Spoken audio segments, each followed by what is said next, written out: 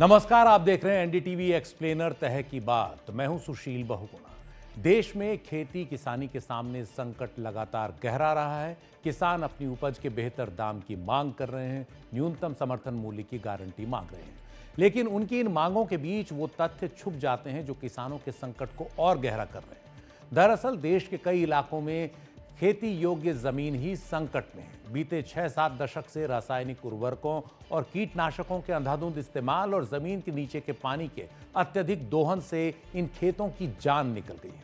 उनकी उर्वरता खत्म हो चुकी है। उर्वरता बढ़ाने के लिए हर साल रासायनिक खाद का फिर इस्तेमाल इस कुचक्र को और बढ़ा कर रहा है।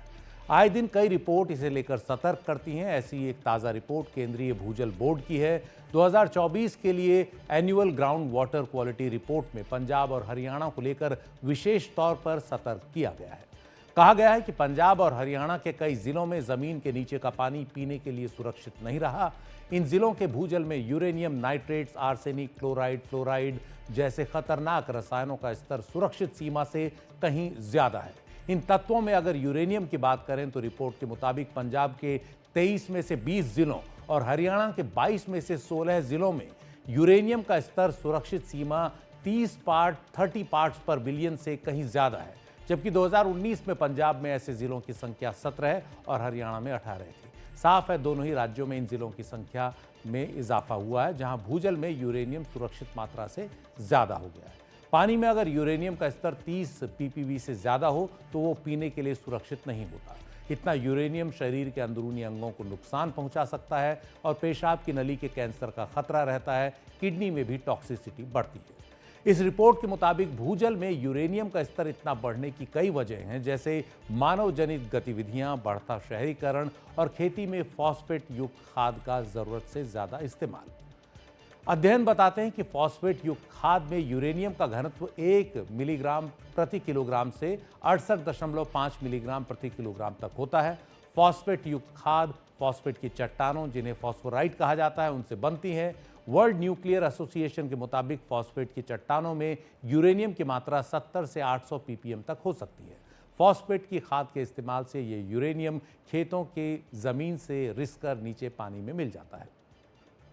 राजस्थान से 42% सैंपल्स और पंजाब से 30% सैंपल्स में यूरेनियम का कंसंट्रेशन 100 ppb से ज्यादा पाया गया।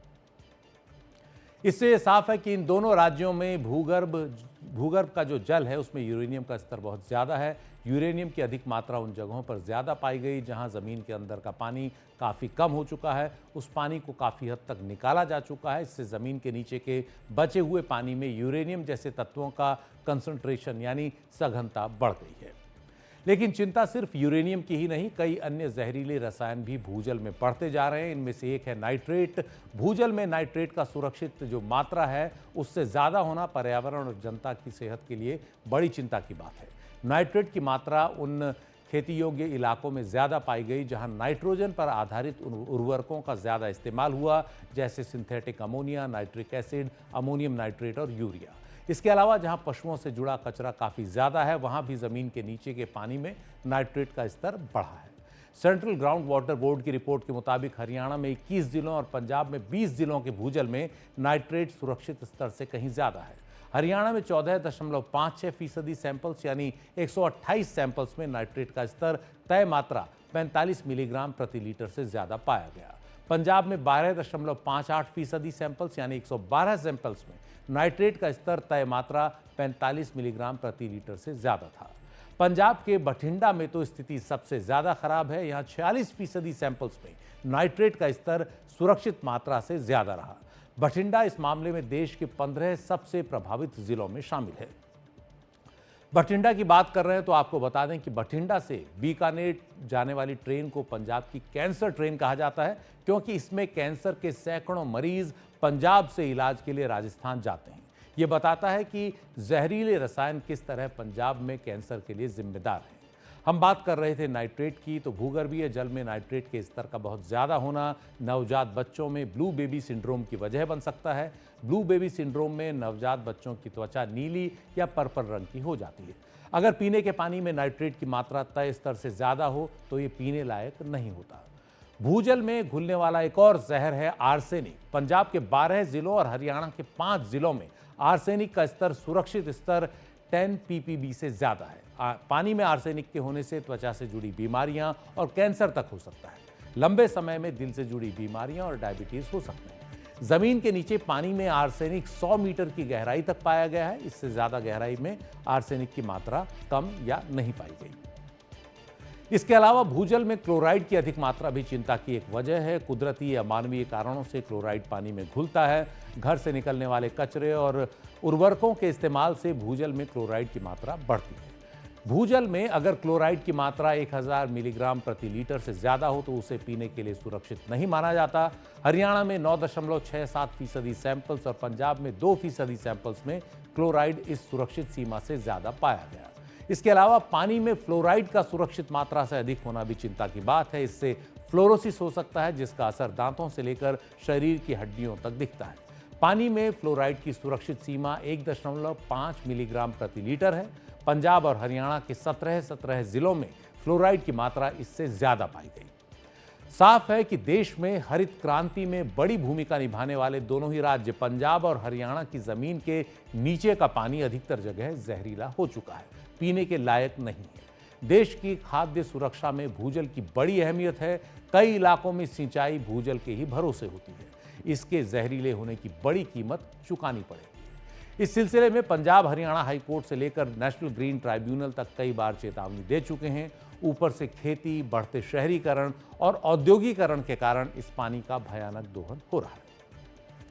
आईआईटी दिल्ली और अमेरिकी अंतरिक्ष एजेंसी नासा की हाइड्रोलॉजिकल साइंसेज लेबोरेटरी की एक शोध रिपोर्ट के मुताबिक 2003 से 2020 के बीच के 17 सालों में पंजाब और हरियाणा में भूजल में करीब 64.6 अरब घन मीटर की कमी आई है। यह पानी इतना है कि इससे 2.5 करोड़ ओलंपिक के साइज के स्विमिंग पूल भरे जा सकते हैं।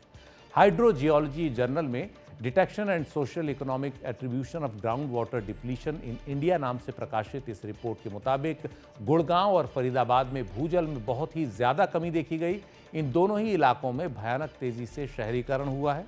दरअसल जितना पानी रिचार्ज होता है उससे कई गुना पानी जमीन से हम खींच लेते हैं, और जो पानी रिचार्ज होता भी है वो अपने साथ कई जहरीले रसायनों को जमीन के अंदर के पानी में मिला रहा है। इसका असर यह है कि देर सवेर कृषि की उत्पादकता घटेगी और मिट्टी की गुणवत्ता बेकार होगी। ऐसा नहीं है कि भूजल में यह चिंताजनक गिरावट सिर्फ पंजाब हरियाणा तक सीमित हो। उत्तर प्रदेश, पश्चिम बंगाल, छत्तीसगढ़ और केरल के भी कई इलाके ऐसे हैं जिन्हें इस लिहाज से हॉटस्पॉट माना गया है और जहां तुरंत इससे निपटने के उपाय किए जाने की जरूरत है। लेकिन पंजाब हरियाणा में भूजल सिर्फ बहुत तेजी से कम नहीं हो रहा, बल्कि भयानक जहरीला भी हो रहा है। ऊपर से लगातार रसायनों के इस्तेमाल से मिट्टी की गुणवत्ता घट गई है, उसमें जहरीले रसायन बढ़ गए हैं। इससे पंजाब में खास तौर पर खेती का संकट खड़ा हो गया है, जो एक आर्थिक सामाजिक संकट भी बन रहा है। पंजाब की खेती योग्य जमीन का 93% हिस्सा अनाज उत्पादन में इस्तेमाल होता है, लेकिन ये जमीन रासायनिक खादों के अत्यधिक इस्तेमाल और मोनोकल्चर यानी एक ही पौध की लगातार उपज से खराब हो रही है। मिट्टी की उर्वरता कम हो रही है। रासायनिक खाद, कीटनाशकों का इस्तेमाल इस कदर हुआ है कि लोगों की सेहत को गंभीर नुकसान पहुंचा है। कई जिलों में कैंसर के मामले काफी बढ़ गए हैं। पंजाब के मालवा इलाके में कैंसर की दर सबसे भयानक है। यहां प्रति 1 लाख लोगों में से 100 से 110 लोग कैंसर से पीड़ित हैं, जो राष्ट्रीय औसत से ज्यादा है। पंजाब की खेती योग्य जमीन के 80% इलाके में भूजल का अत्यधिक दोहन हो चुका है। कई जानकार मानते हैं कि पंजाब अपनी खेती में असंतुलन से पैदा होने वाली इन तमाम समस्याओं से निपट सकता है अगर वो धान और गेहूं की पैदावार की जिद छोड़ दे। इन दोनों ही फसलों को ज्यादा पानी की जरूरत होती है। धान की फसल को तो बहुत ही ज्यादा पानी चाहिए।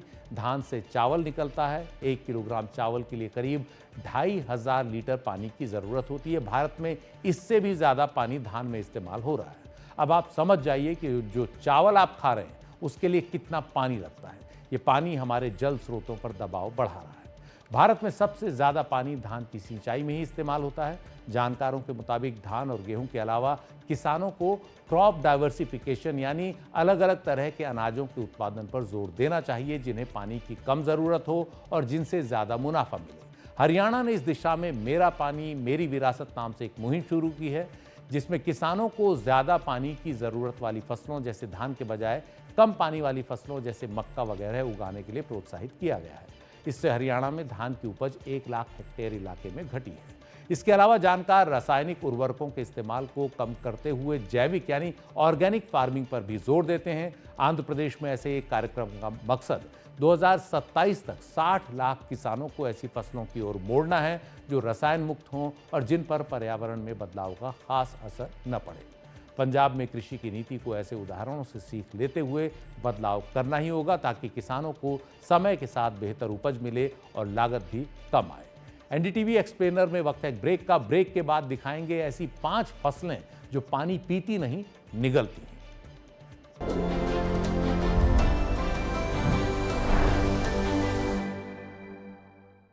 भारत दुनिया के उन देशों में है जहां पानी की कमी का दबाव बढ़ गया है। गर्मियां शुरू होने से काफी पहले ही कई इलाकों में सूखे की मार की खबर शुरू हो जाती है।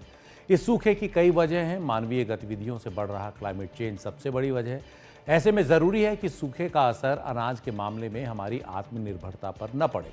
इसके लिए पहले ही सचेत हो जाना चाहिए और इसके लिए एक काम तो ये किया जा सकता है कि उन फसलों को कम किया जाए जो पानी बहुत ज्यादा मांगती हैं।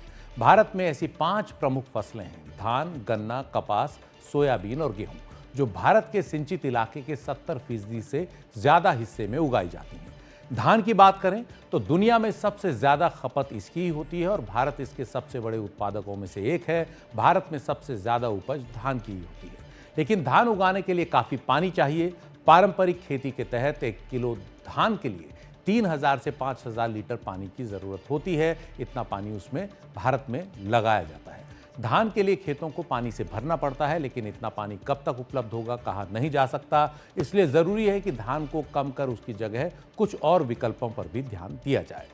कॉटन यानी कपास, जिसे सफेद सोना कहा जाता है, खरीफ की इस फसल के मामले में भारत दुनिया के सबसे बड़े उत्पादक देशों में से एक है, लेकिन ये फसल भी बहुत पानी खाती है।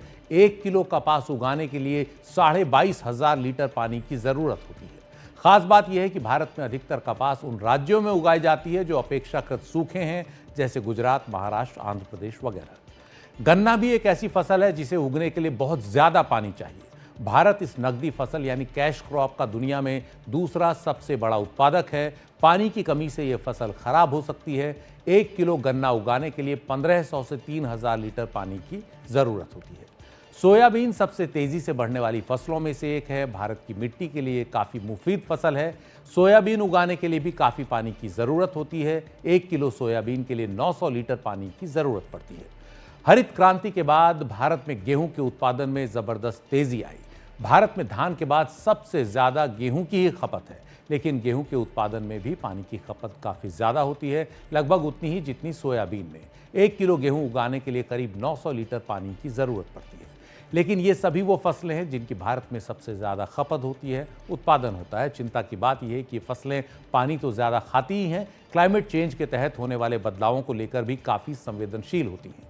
ऐसे में या तो इन फसलों की कम पानी वाली प्रजातियों को बढ़ावा दिया जाए या फिर फसलों के विविधीकरण यानी क्रॉप डाइवर्सिफिकेशन की ओर तेजी से बढ़ा जाए। इस दिशा में श्री अन्न के नाम से प्रसिद्ध मोटे अनाजों की ओर हमें वापस लौटना होगा। ज्वार, बाजरा, रागी, सामा, कोदो, कुटकी, कुट्टू जैसी जो फसलें हैं, इनकी ओर हमें आगे बढ़ना होगा, जो पानी भी कम लेती हैं, सेहत के लिए भी बेहतर होती हैं और जिन पर क्लाइमेट चेंज का असर भी कम पड़ता है। भारत सरकार इनको काफी बढ़ावा देती है। इन फसलों की खूबियों पर विस्तार से फिर कभी करेंगे बात। एनडीटीवी एक्सप्लेनर में आज इतना ही। नमस्कार।